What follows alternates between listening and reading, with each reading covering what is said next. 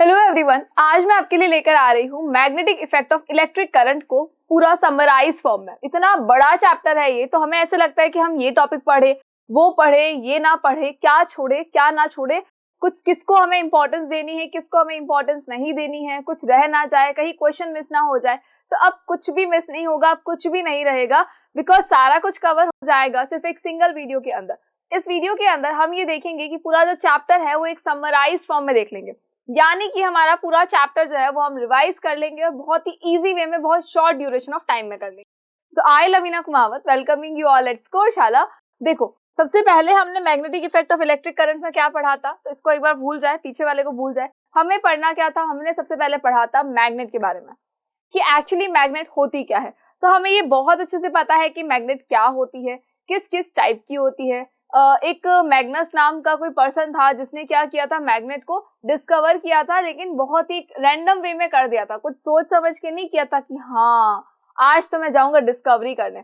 इतना कुछ उसने नहीं सोचा था, डायरेक्ट गया था ऐसे ही। अपने शेफर्ड था वो, तो अपने गायों को, अपने भेड़ों को चराने के लिए गया था, लेकिन रास्ते में उसको अचानक से क्या मिल गया, एक ऐसा पत्थर जो कि लोहे को अपनी ओर खींच रहा था। तो उसको समझ में आया कि अच्छा ये तो एक ऐसा जादुई पत्थर है। तो जादुई पत्थर कौन था, वो मैग्नेट था। मैग्नेट के कौन कौन से टाइप्स होते हैं, तो बार मैग्नेट होती है, हॉर्सशू मैग्नेट होती है, और भी बहुत सारी टाइप की मैग्नेट हमने ऑलरेडी पढ़ चुके हैं। नाउ मैग्नेटिक इफेक्ट क्या होता है, तो देखो, एक साइंटिस्ट आए थे ऑरेस्टेड। ऑरेस्टेड ने क्या किया था, तो ऑरेस्टेड ने एक एक्सपेरिमेंट किया था। एक एक्सपेरिमेंट क्या किया था कि भाई एक पूरा सर्किट लिया था, इलेक्ट्रिक सर्किट।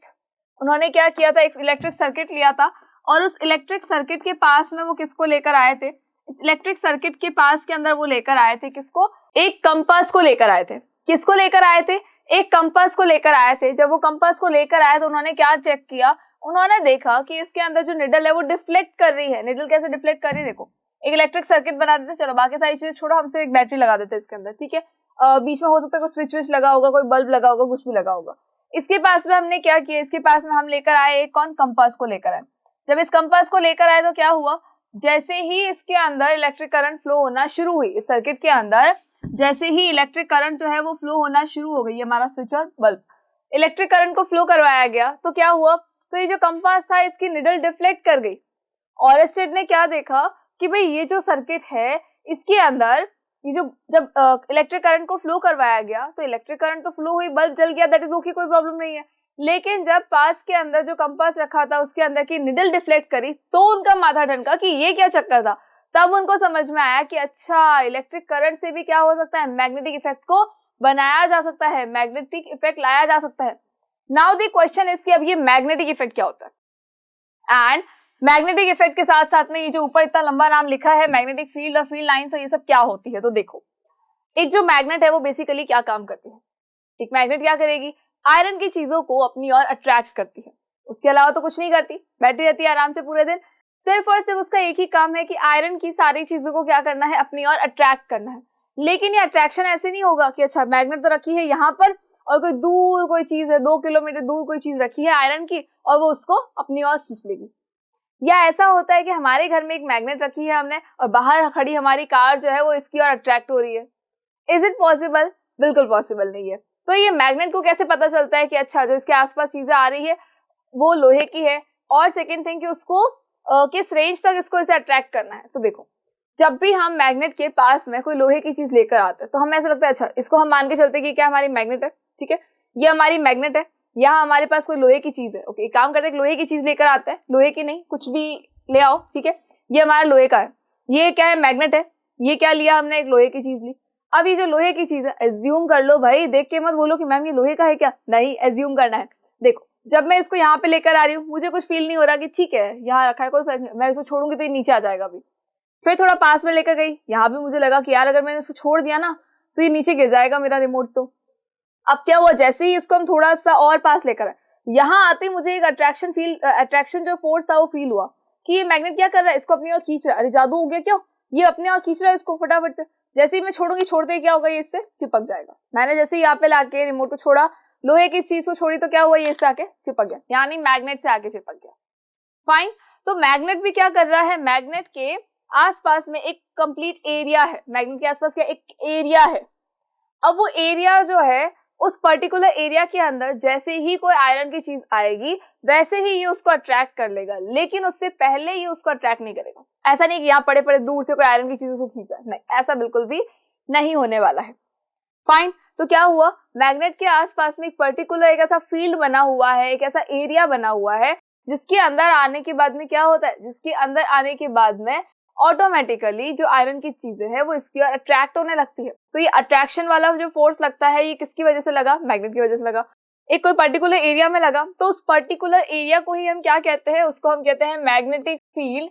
एक ऐसा फील्ड, एक ऐसा एरिया जिसके अंदर मैग्नेटिक इफेक्ट जो है वो फील होता है, मैग्नेट का जो इम्पैक्ट है, अट्रैक्शन और रिपल्शन फोर्स जो है वो हमें फील होने लगता है, लाइक आयरन को फील होने लगता है, तो उसे हम क्या कह देते हैं, मैग्नेटिक फील्ड कह देते हैं।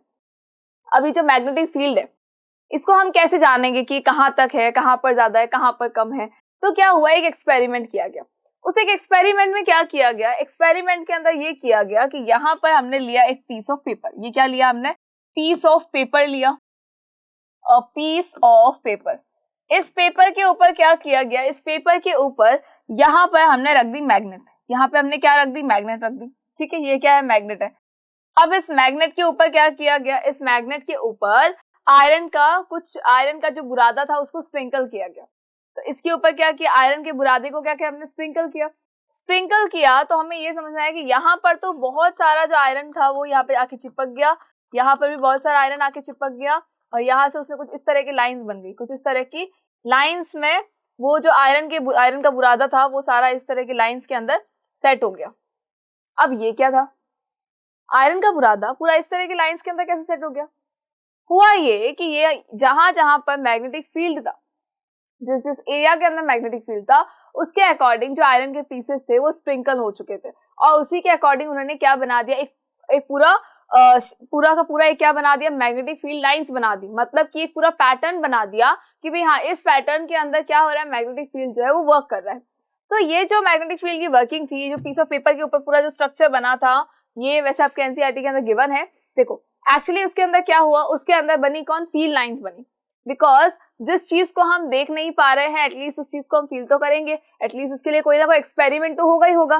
साइंस बिना एक्सपेरिमेंट के तो किसी चीज को मानता ही नहीं है, तो बिना एक्सपेरिमेंट के अगर नहीं मानेंगे तो एक्सपेरिमेंट बहुत जरूरी है। तो एक्सपेरिमेंट क्या किया गया कि पेपर के ऊपर रखा गया मैग्नेट के ऊपर आयरन का जो बुरादा था उसको स्प्रिंकल किया गया। स्प्रिंकल करने से क्या बना, एक पैटर्न बना, और उस पैटर्न को हमने क्या नाम दे दिया, फील्ड लाइंस नाम दे दिया।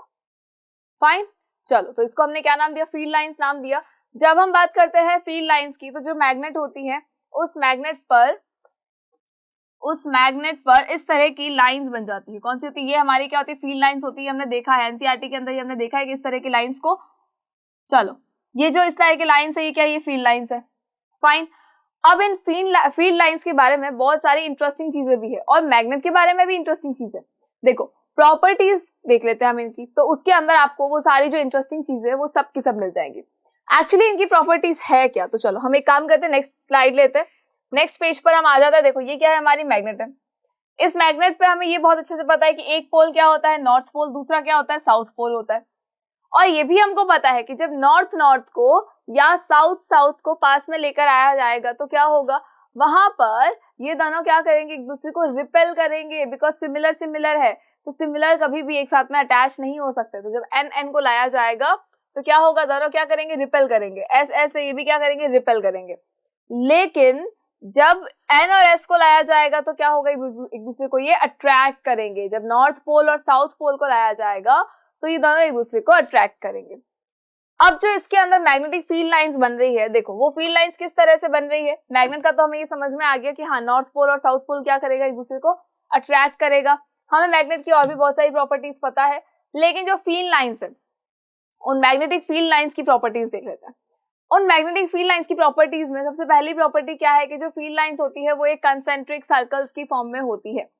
सारी फील्ड लाइंस कैसे होती है, कंसेंट्रिक सर्कल्स की फॉर्म में होती है। कंसेंट्रिक का मतलब होता है सेम सेंटर, कंसेंट्रिक का मतलब क्या हुआ, सेम सेंटर, तो कंसेंट्रिक सर्कल्स की फॉर्म में होती है। उसके अलावा जो फील्ड लाइंस बनती है वो देखो इस तरह का स्ट्रक्चर बना रही है। ये जो फील्ड लाइंस है ये कहाँ से निकलती है, ये नॉर्थ से निकल के साउथ के अंदर जाती है। देखो होगा क्या, नॉर्थ पोल अगर सपोज ये सारी अंदर की तरफ ऐसा ही, फिर नॉर्थ पोल से क्या होगा, ऐसे हो जाएगी, डाइवर्ट हो जाएगी और उसके बाद घूम के सारी की सारी कहाँ आ जाएगी, फिर से साउथ पोल के अंदर आ जाएगी। तो यहाँ से निकली, आगे जाके कहाँ चली गई, फिर ये साउथ पोल में आ गई। फाइन, तो यहाँ से गई और साउथ पोल में आ गई। यहाँ भी यही हुआ, नॉर्थ पोल से निकली और साउथ पोल, फिर अगेन नॉर्थ पोल से निकली और साउथ पोल। मतलब सारी की सारी जो लाइंस है, फील्ड लाइंस है, वो कहाँ से जा रही है, वो नॉर्थ टू साउथ ट्रेवल करती है, नॉर्थ टू साउथ ट्रेवल करती है फील्ड लाइंस। लेकिन क्या आपको पता है कि मैग्नेट के अंदर, if we are talking about the inside the magnet, तो उस मैग्नेट के अंदर जो फील्ड लाइंस होती है वो साउथ टू नॉर्थ जाती है, साउथ टू नॉर्थ जाती है। कैसे जाएगी साउथ टू नॉर्थ, देखो इनसाइड द मैग्नेट, ठीक है, inside the magnet south to north. कैसे होगा ये साउथ टू नॉर्थ, तो यहाँ देखिए एक बार, जो फील्ड लाइंस है वो फील्ड लाइंस नॉर्थ से निकली, साउथ के अंदर आई, लेकिन जब अंदर की तरफ हम बात करेंगे तो यहाँ आ जाओ, साउथ से अंदर आने के बाद क्या डायरेक्ट यहाँ आ जाएगी, नहीं, कूद के नहीं आएगी, यहाँ से आएगी, यहाँ से अंदर इस तरह से आएगी। तो यहाँ से देखो साउथ से नॉर्थ जा रही है, बिल्कुल जा रही है। अगेन बाहर आए तो बाहर हमने देखा कि अच्छा नॉर्थ से निकली है, नॉर्थ से जा रही है साउथ की तरफ। तो फील्ड लाइंस हमारे लिए कहाँ से कहाँ मूव कर रही है, नॉर्थ टू साउथ मूव कर रही है। लेकिन अगर हम बात करें मैग्नेट के अंदर की, तो मैग्नेट के अंदर की तरफ देखो क्या होगा, यहाँ से यहाँ की तरफ, मतलब कि साउथ टू नॉर्थ जाने वाली है ये फील्ड लाइंस। फाइन, चलो नेक्स्ट प्रॉपर्टी इज कि जो मैग्नेटिक फील्ड होता है वो मैग्नेट के अंदर की तरफ तो यूनिफॉर्म होता है। मैग्नेट के अंदर क्या होगा, यूनिफॉर्म होगा, कहीं पर स्ट्रॉन्ग नहीं, कहीं पर वीक नहीं, सब जगह बिल्कुल बराबर। बिकॉज सारी फील्ड लाइंस तो बिल्कुल एकदम पास पास से निकल रही है। जब सारी ही फील्ड लाइंस इस तरह से पास पास से निकल रही है तो क्या होगा, जो मैग्नेटिक फील्ड होगा वो यूनिफॉर्म होगा। यूनिफॉर्म होगा मतलब बिल्कुल सिमिलर होगा। अंदर की साइड में ऐसा कहीं नहीं होगा कि हाँ यहाँ पर वीक है, यहाँ पर मैग्नेटिक फील्ड स्ट्रॉन्ग है, बिल्कुल नहीं। लेकिन अगर हम बात करें बाहर की साइड की, आउटर साइड की अगर बात कर ले, तो मैग्नेटिक फील्ड जो है वो पोल्स के ऊपर स्ट्रॉन्ग होता है। मैग्नेटिक फील्ड कहाँ स्ट्रॉन्ग होता है, पोल्स पर स्ट्रॉन्ग होता है। बिकॉज पोल पर देखो सारी मैग्नेटिक फील्ड लाइंस जो है बिल्कुल पास पास में है, तो पोल पर अगर सारी पास पास में हो रही है तो क्या होगा, जहां पर फील्ड लाइंस बिल्कुल पास पास में है वहां पर मैग्नेटिक फील्ड जो है थोड़ा सा ज्यादा होगा, बिल्कुल स्ट्रॉन्ग होगा। लेकिन जहां ये दूर दूर आ चुकी है वहां पर क्या होगा, मैग्नेटिक फील्ड जो है वो थोड़ा सा वीक हो जाएगा। नेक्स्ट प्रॉपर्टी है इसकी, जो ये मैग्नेटिक फील्ड लाइंस है ये कभी भी एक दूसरे को इंटरसेक्ट नहीं करती है। ये ऑलवेज क्या होती है, अंदर की तरफ भी आप देखेंगे तो क्या है, देखो पैरेलल है। बाहर की साइड में अगर देखा है तो भी ये ऊपर की तरफ जा रही है, एक थोड़ी छोटी है, कोई थोड़ी बड़ी है, लेकिन ये कभी भी एक दूसरे को इंटरसेक्ट नहीं करती है, बिल्कुल भी इंटरसेक्शन नहीं होगा इनका। सो आई होप कि आपको ये प्रॉपर्टीज क्लियर हो गई होंगी। चलो नेक्स्ट थिंग पे आते हैं। Next thing is magnetic field due to a current carrying conductor. अभी जो करंट कैरिंग कंडक्टर है उसके अंदर मैग्नेटिक फील्ड जो है वो किस तरह से वर्क करता है, क्या होता भी है या नहीं होता है। तो देखो, जब हमने कहा magnetic field due to a current carrying conductor, तो हमें याद क्या आना चाहिए, ऑरेस्टेड ने जो एक्सपेरिमेंट किया था कि भाई एक क्या है, इलेक्ट्रिक सर्किट है, उस इलेक्ट्रिक सर्किट के अंदर क्या हो रहा है, जो इलेक्ट्रिसिटी है वो पास ऑन हो रही है, मतलब कि करंट फ्लो हो रही है, और उस करंट फ्लो की वजह से क्या हुआ, देखो जो निडल थी कंपास की वो डिफ्लेक्ट करने लगे। यानी कि जो करंट कैरिंग कंडक्टर है, ऐसा कंडक्टर जिसके अंदर अभी करंट चल रही है, तो उस करंट की वजह से क्या होगा, मैग्नेटिक फील्ड जनरेट हो जाएगा। उस करंट की वजह से क्या हुआ, मैग्नेटिक फील्ड जनरेट हो गया, और उसी की वजह से क्या हो रहा है, जो निडल है वो डिफ्लेक्ट हो गई है। निडल के डिफ्लेक्शन का रीजन क्या है कि करंट की वजह से जो मैग्नेटिक फील्ड बना है, जो मैग्नेटिक फील्ड प्रोड्यूस हुआ है, उसकी वजह से क्या हो गया, जो निडल है वो डिफ्लेक्ट कर गई। और इसे ही हम क्या कहते हैं, मैग्नेटिक इफेक्ट कहते हैं इलेक्ट्रिक करंट का। इसे ही हमने क्या नाम दिया, magnetic effect of electric current. यानी कि जब भी इलेक्ट्रिक करंट फ्लो होगी तो हमेशा क्या बनेगा, मैग्नेटिक फील्ड बनेगा, यानी कि मैग्नेटिक इफेक्ट जनरेट हो जाएगा। That is why magnetic effect ही किसका है, इलेक्ट्रिक करंट का है। चलो अब ये जो हमारा है कि करंट कैरिंग कंडक्टर के अंदर से मैग्नेटिक फील्ड जो है वो किस तरह से बन रहा है, तो देखो हम तीन चीजों के बारे में बात करेंगे। एक हम बात करेंगे स्ट्रेट कंडक्टर के बारे में, एक हम बात करेंगे अगर सर्कुलर है तो क्या होगा, सर्कुलर लूप है तो क्या हो जाएगा, और एक हम बात करेंगे सोलेनॉइड के बारे में कि अगर सोलेनॉइड है तो उसके अंदर मैग्नेटिक फील्ड जो है वो किस तरह से बनेगा। तो magnetic field due to a current through a straight conductor, एक स्ट्रेट कंडक्टर के थ्रू अगर हम देखें तो किस तरह से मैग्नेटिक फील्ड जो है वो बनती है। तो यहाँ देखिए एक बार क्या हो रहा है, यहाँ पर एक पूरा सर्किट बनाया गया है। इस सर्किट के अंदर क्या किया गया, सेंटर में यहाँ पर लगाया गया एक पेपर, एक कार्डबोर्ड या पेपर हम बोल सकते हैं। यहाँ पर क्या लगाया गया, कार्डबोर्ड या फिर पेपर लगाया गया है। फाइन, तो यहाँ देख लो क्या लगाया, की है, बैटरी है, यहाँ पर आपका एमीटर है, रेजिस्टेंस है, जो भी है पूरा का पूरा क्या बना दिया गया, एक सर्किट। और उस सर्किट के अंदर क्या किया गया, सर्किट के अंदर ये पेपर या कार्डबोर्ड लगाया गया। अब हुआ क्या, हुआ ये कि जब इसके अंदर इलेक्ट्रिक करंट को फ्लो करवाया गया, जब इसके अंदर इलेक्ट्रिक करंट को फ्लो करवाया गया, तो उस इलेक्ट्रिक करंट के फ्लो की वजह से देखो यहाँ पर क्या होगा, इन वायर्स के पास में क्या होगा, मैग्नेटिक इफेक्ट जनरेट होगा। और अगर हमें वो मैग्नेटिक इफेक्ट देखना है तो हमें क्या करना पड़ेगा, यहाँ पर आयरन के कुछ पीसेस को स्प्रिंकल कर दो।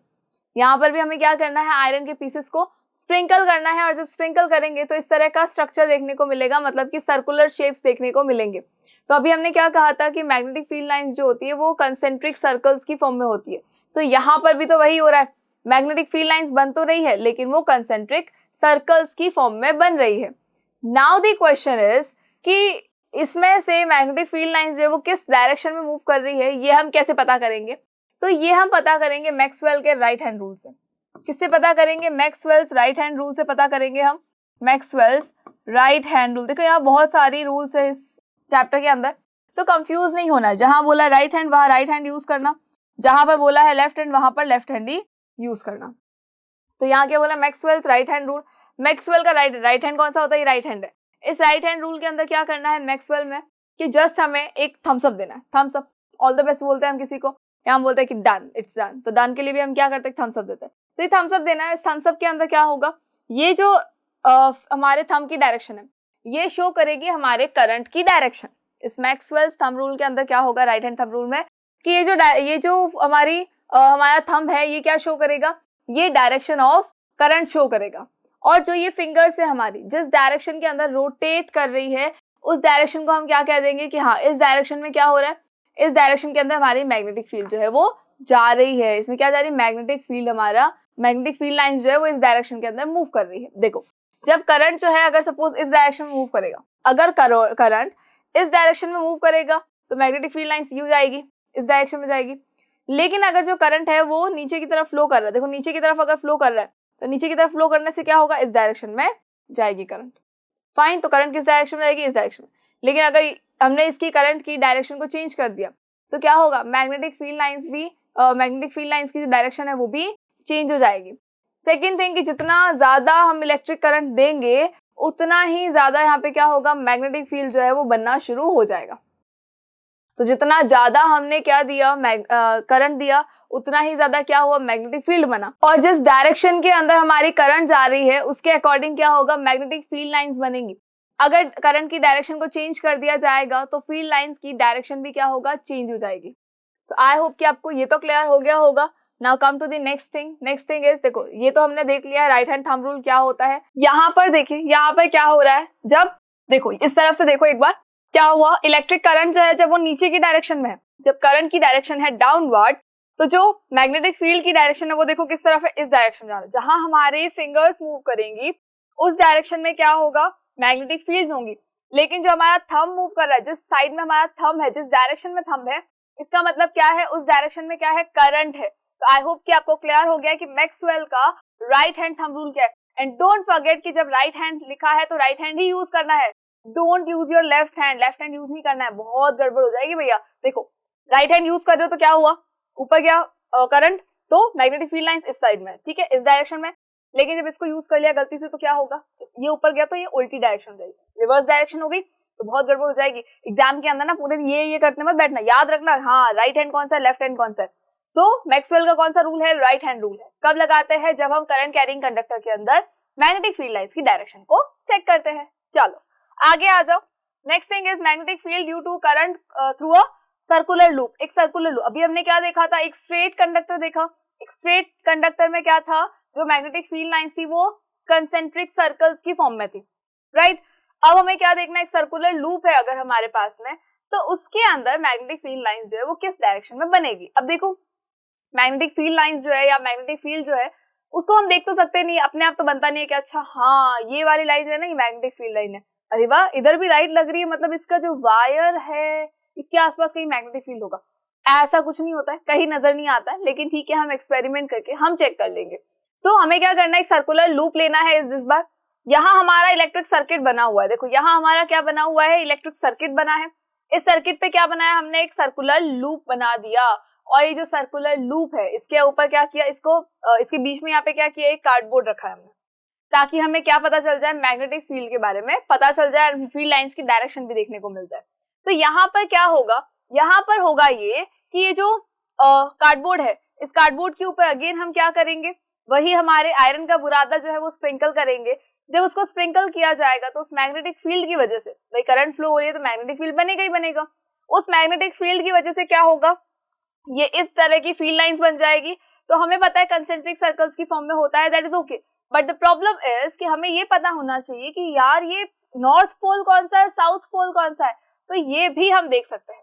ये हम कैसे देख लेंगे, भाई ये तो हमको क्लियर हो गया कि ठीक है सर्कुलर लूप है तो क्या हो गया, अगर जो मैग्नेटिक जो करंट है हमारी वो ऊपर की डायरेक्शन में अगर जा रही है तो क्या होगा, ऊपर की डायरेक्शन में जाएगी तो मैग्नेटिक फील्ड लाइंस जो है वो इस डायरेक्शन में मूव करेंगी।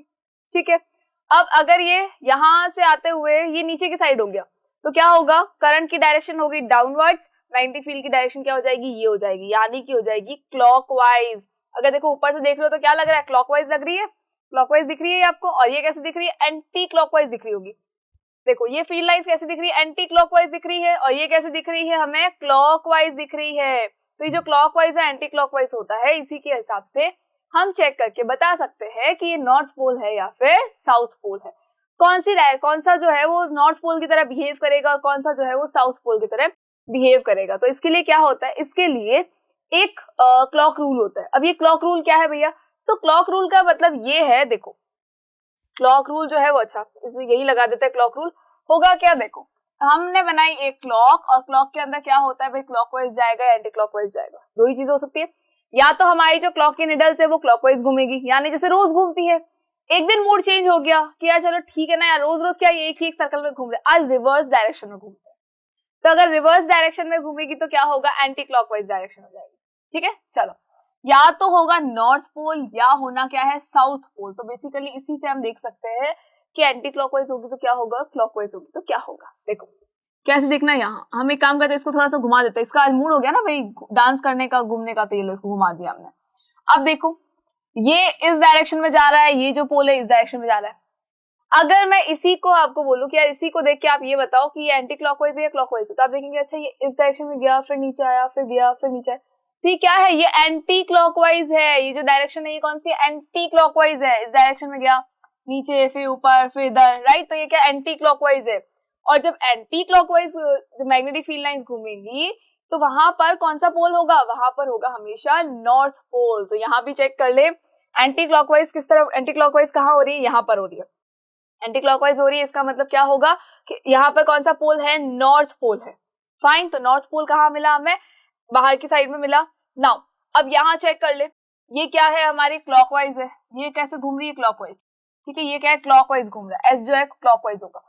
तो जब क्लॉकवाइज हमें मैग्नेटिक फील्ड की लाइंस मिलेंगी, इसका मतलब क्या होगा कि वहां पर कौन सा पोल होने वाला है, साउथ पोल होने वाला है।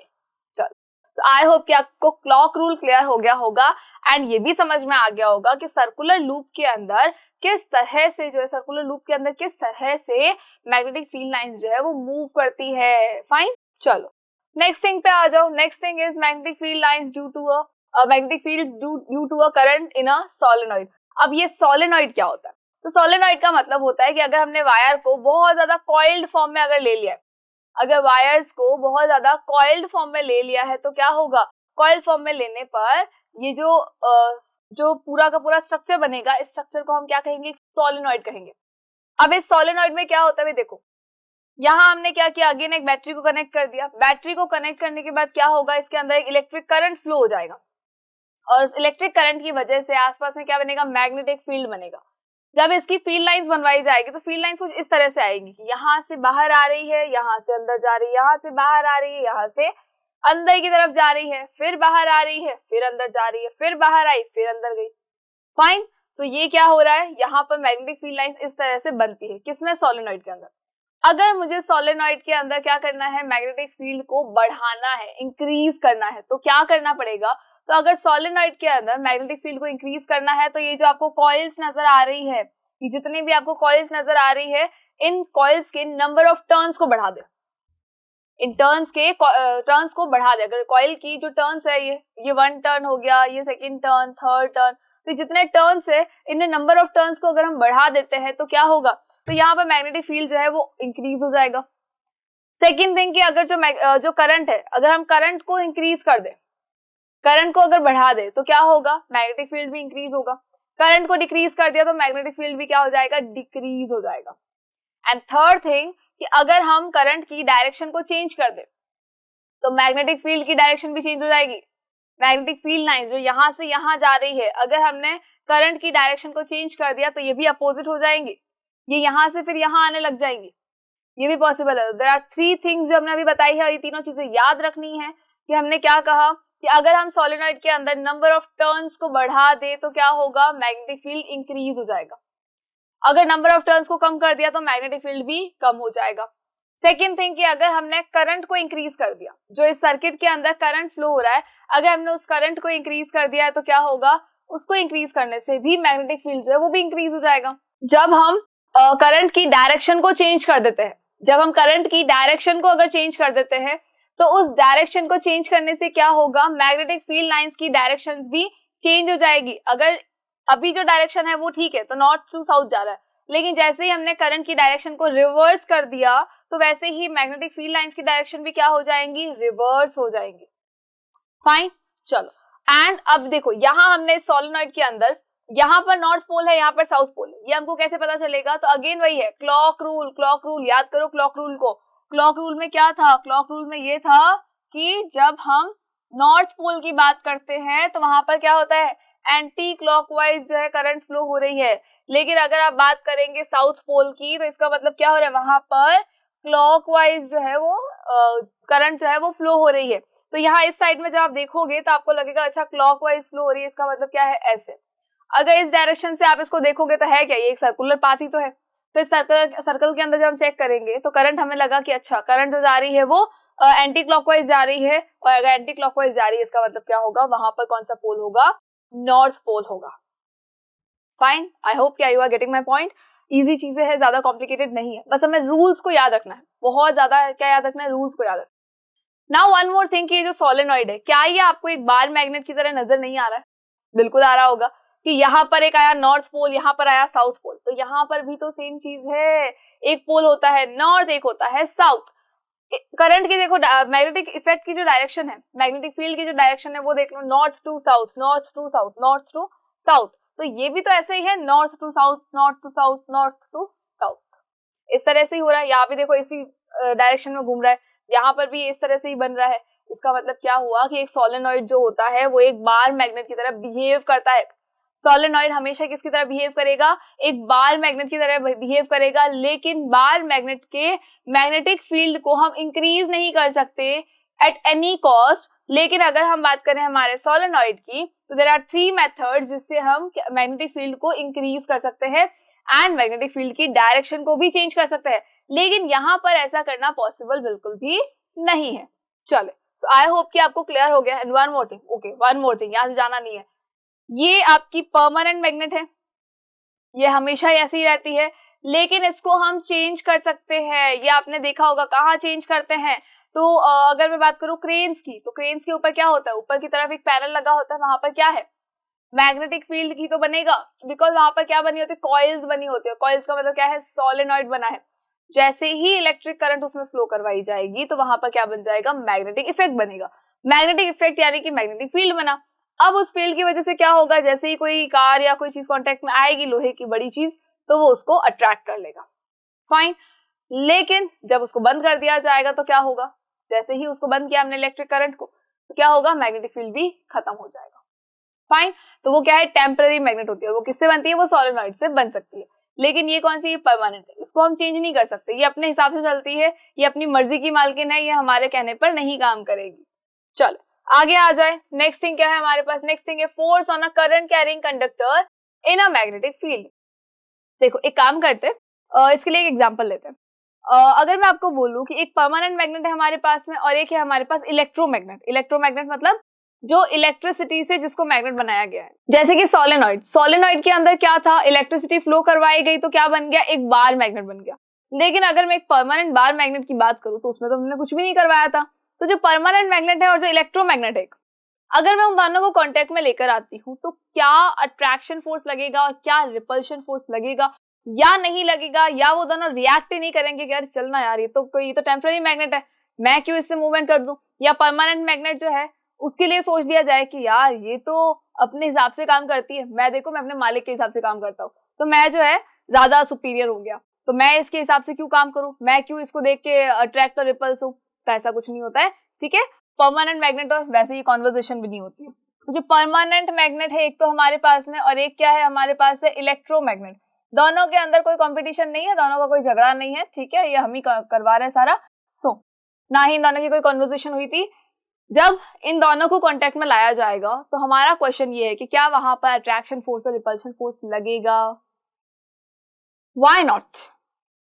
एक कुछ के माइंड में आ रहा होगा कि हाँ लगना तो चाहिए, अट्रैक्शन या रिपल्शन कुछ तो होना चाहिए। कुछ के माइंड में होगा कि नहीं ना, ये तो इलेक्ट्रोमैग्नेट है और ये परमानेंट मैग्नेट, दोनों का कहाँ मेल। तो बच्चा यहाँ पर ऑब्वियसली फोर्स लगेगा। क्यों लगेगा यहाँ पर फोर्स, बिकॉज है तो ओवरऑल मैग्नेट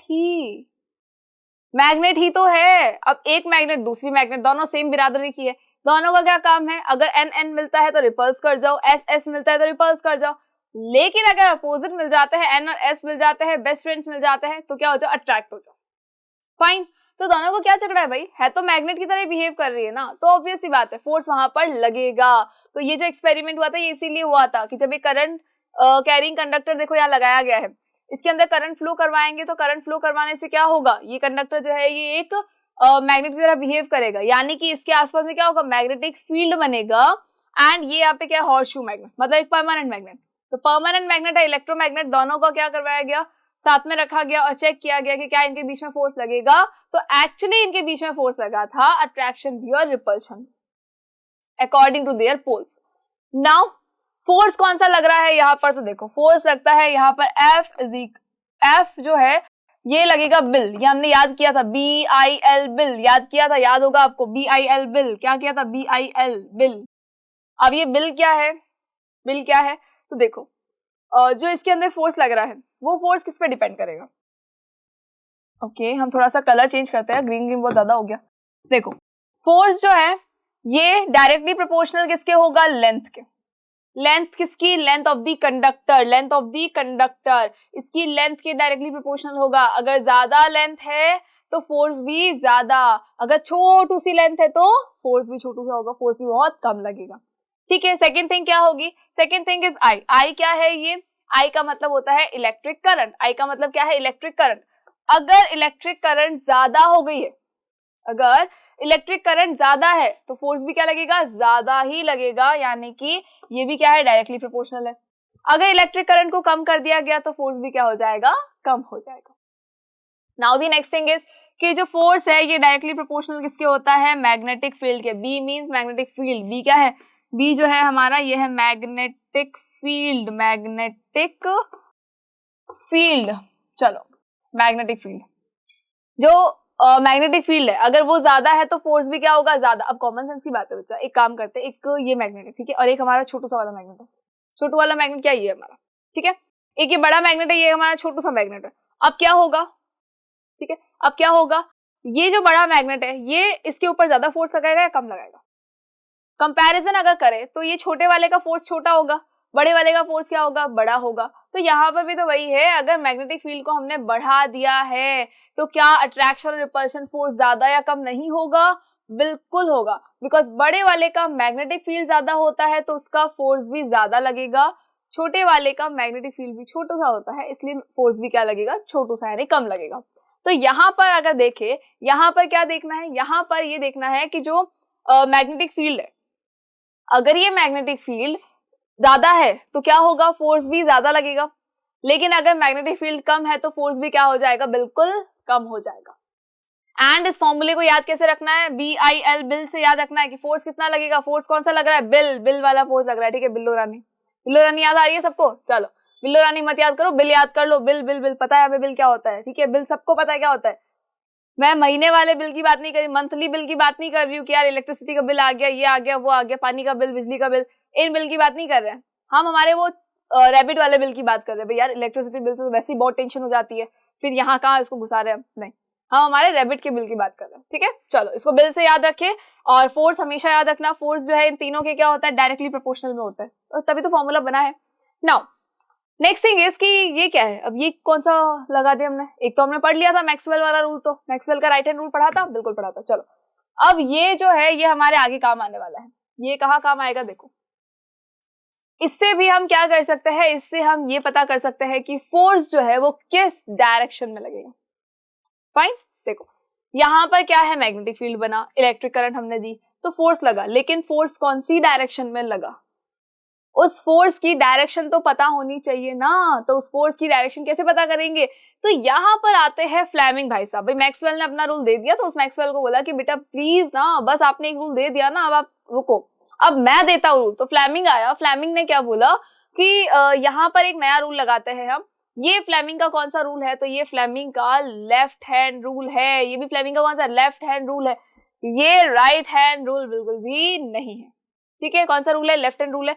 अब इस लेफ्ट हैंड रूल में क्या होता है, तो लेफ्ट हैंड रूल में देखो तीन चीजें आएगी, लेफ्ट हैंड रूल में क्या होगा, तीन चीजें आएगी। कौन सा लेफ्ट हैंड है, फ्लेमिंग का लेफ्ट हैंड रूल है, ठीक है। तो फ्लेमिंग के लेफ्ट हैंड रूल में तीन चीजें आने वाली है, तीन चीजों में से कौन सी होगी, देखो ये थ्री थिंग्स है हमारी, थंब हो गया, हमारी इंडेक्स फिंगर हो गई, हमारी मिडिल फिंगर हो गई। फाइन, चलो इन तीनों के अंदर हमें क्या करना है, यहाँ पर तो हम बोल रहे हैं ये जो हमारी इंडेक्स फिंगर है, जो हमारी इंडेक्स फिंगर है उस पे हम क्या बोल रहे हैं, मैग्नेटिक फील्ड आ रहा है। मैग्नेटिक फील्ड की जो डायरेक्शन है वो कौन सी है, ये इंडेक्स फिंगर वाली डायरेक्शन। फाइन, ये जो हमारी मिडिल फिंगर है ये क्या शो कर रही है, ये रिप्रेजेंट कर रही है करंट को, ये करंट को रिप्रेजेंट करेगी, ये मैग्नेटिक फील्ड को रिप्रेजेंट करेगी। ये जो करंट चला रहे, करंट ना बोले कि कोई करंट को भी, करंट है ये, ठीक है, कोई किसी करंट को याद करने की जरूरत नहीं है। करंट तो भाई साहब बड़े खुश हो रहे होंगे, चलो अब ऐसे उनको याद भी रहेगा कि हाँ ये तो मेरा ही है। सो ये जो डायरेक्शन रिप्रेजेंट कर रही है कौन से, करंट की डायरेक्शन को रिप्रेजेंट करेगा। ये जो हमारी इंडेक्स फिंगर है ये किसको रिप्रेजेंट करेगी, मैग्नेटिक फील्ड की डायरेक्शन को रिप्रेजेंट करेगी।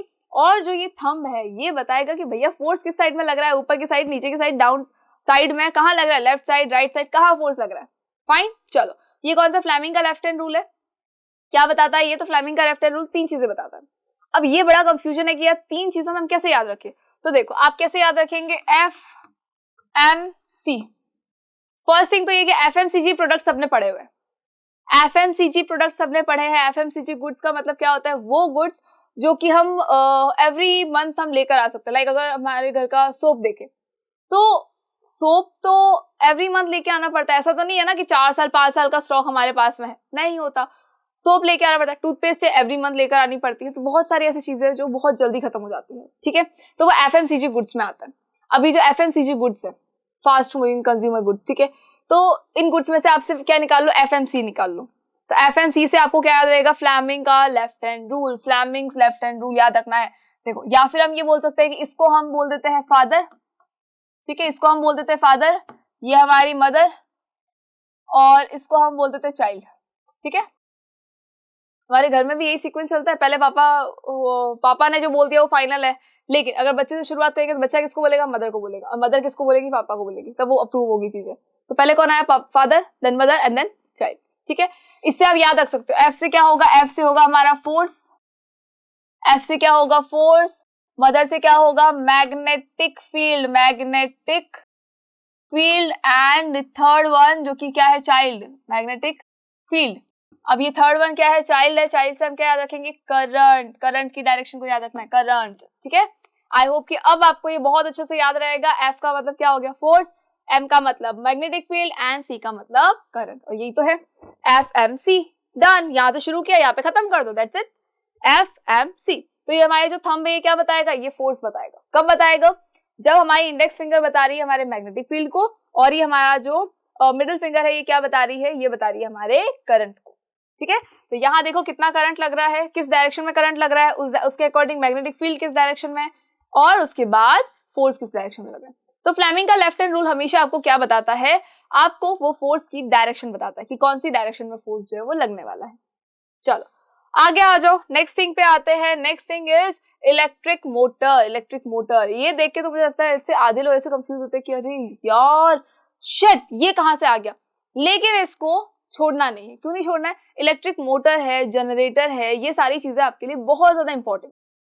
बिकॉज इस चैप्टर का जो मेन हाईलाइट्स है वो यही तो है हमारे पास में, इलेक्ट्रिक मोटर, इलेक्ट्रिक जनरेटर। और सीबीएसई के बोर्ड एग्जाम्स के लिए तो फेवरेट क्वेश्चन है ये एग्जामिनर्स का कि इलेक्ट्रिक मोटर की वर्किंग बता दो, उसका प्रिंसिपल बता दो, उसका इलेक्ट्रिक जनरेटर बता दो, एंड ये सारी वर्किंग क्या है, प्रोसेस क्या है, कंस्ट्रक्शन क्या होता है एंड ऑल दैट। फाइन, चलो तो फर्स्ट थिंग पे आता है दैट इज इलेक्ट्रिक मोटर। अब ये इलेक्ट्रिक मोटर क्या होती है? तो इलेक्ट्रिक मोटर बेसिकली हमने कई बार देखी है। कहाँ देखी है हमने? तो हमारे वॉशिंग मशीन में देखी है। ठीक है, वॉशिंग मशीन के अंदर जो रोटेट करता है ना वो क्या है? इलेक्ट्रिक मोटर ही तो है। फाइन, मिक्सर ग्राइंडर ले लो, जो अंदर रोटेट कर रहा है वो क्या? इलेक्ट्रिक मोटर है। जनरली मोटर का नाम कई बार सुनते हैं, कई बार हम हर जगह सुनते हैं। कूलर के अंदर भी हमने मोटर देखी है। पानी को ऊपर चढ़ाने के लिए भी हम क्या यूज करते हैं? मोटर यूज करते हैं। पानी को अगर टैंक में चढ़ाना है तब भी हम किसका यूज करते हैं? मोटर का ही यूज करते हैं। तो इलेक्ट्रिक मोटर के बारे में हम सबने बहुत बार सुना हुआ है। नाउ बेसिकली अगर मैं आपको पूछूं कि इलेक्ट्रिक मोटर जो है वो एक्चुअली है क्या, क्या काम कर रही है, तो देखो जो ये इलेक्ट्रिक मोटर होती है ये इलेक्ट्रिसिटी को कन्वर्ट कर देती है। ये क्या कर रही है? इलेक्ट्रिसिटी को कन्वर्ट करने का काम करे। It is a converter. Electricity को कन्वर्ट करेगी किसमें? मैकेनिकल एनर्जी में। इलेक्ट्रिसिटी को मैकेनिकल एनर्जी में कन्वर्ट कर देगी। ठीक है, इलेक्ट्रिकल एनर्जी है, इलेक्ट्रिसिटी या इलेक्ट्रिकल एनर्जी, चलो इलेक्ट्रिकल एनर्जी लिखो। इलेक्ट्रिकल एनर्जी को इसने किसमें कन्वर्ट कर दिया? इलेक्ट्रिकल एनर्जी को इसने कन्वर्ट कर दिया हमारे मैकेनिकल एनर्जी के अंदर। तो ये हमारे इलेक्ट्रिक मोटर का क्या होता है? प्रिंसिपल होता है। भाई इसको क्या काम करना है? इसको ये काम करना है कि इलेक्ट्रिक एनर्जी आ रही है उसके पास में और वो उससे क्या करेगा? मैकेनिकल एनर्जी में उसको कन्वर्ट कर देगा। अब कैसे करेगा? तो ये देखो यहाँ पर पूरा एक मोटर का क्या दे रखा है? स्ट्रक्चर दे रखा है, पूरा कंस्ट्रक्शन दे रखा है कि किस तरह से हमने उसको बनाया है। देखो पार्ट्स क्या होते हैं इसके, तो ये होते हैं हमारे दो बड़े बड़े मैग्नेट्स हो गए, एक नॉर्थ पोल हो गया, एक साउथ पोल हो गया। देन यहाँ बीच में ये क्या लगा होता है? तो ये जो बड़ी सी जो कॉइल लगी है, स्क्वायर शेप की जो कॉइल है, इसको हम क्या नाम देते हैं? इसको हम नाम देते हैं आर्मेचर। इसको क्या नाम दिया जाता है? आर्मेचर कहा जाता है। इसको कहा जाता है आर्मेचर। फाइन, इस आर्मेचर के पास में कौन है? ये मैग्नेट्स हो गई। आर्मेचर से और आगे नीचे आओगे तो यहाँ पे क्या लगा है? कम्यूटेटर लगा है। यहाँ पे क्या लगा है? कम्यूटेटर लगा है। और ये कम्यूटेटर क्या काम करता है? ये रिवर्स करता है करंट को। ये क्या करता है? रिवर्स करता है करंट को। ठीक है, बेसिकली इन रिंग्स को हम स्प्लिट रिंग्स भी कहते हैं। इन रिंग्स को हमने क्या नाम दिया? इन रिंग्स को हम क्या कहते हैं? इनको हम स्प्लिट रिंग्स भी कहते हैं, स्प्लिट रिंग्स भी कहते हैं। एंड स्प्लिट रिंग्स के पास में यहाँ पर क्या लगा? तो यहाँ पर छोटू से ना ब्रशेस लगे होते हैं। स्प्लिट रिंग्स के पास क्या लगे होते हैं? ब्रशेस लगे होते हैं। फाइन, तो यहाँ पर स्प्लिट रिंग के पास लगे ब्रशेस और ये दोनों रिंग्स क्या है? ब्लू और जो येलो कलर की आपको नजर आ रही है ये क्या है? स्प्लिट रिंग्स है। नाउ ये स्प्लिट रिंग्स को हम क्या कहते हैं? कम्यूटेटर कहते हैं। कम्यूटेटर कहते हैं। कम्यूटेटर क्यों कहेंगे? बिकॉज ये करंट को रिवर्स कर देता है। ठीक है, करंट को क्या करेगा? रिवर्स कर देगा। फाइन, देखो इसके बाद क्या पूरा का पूरा एक इलेक्ट्रिक सर्किट है। ये हमारा क्या लगा दिया हमने? सेल लगा दिया।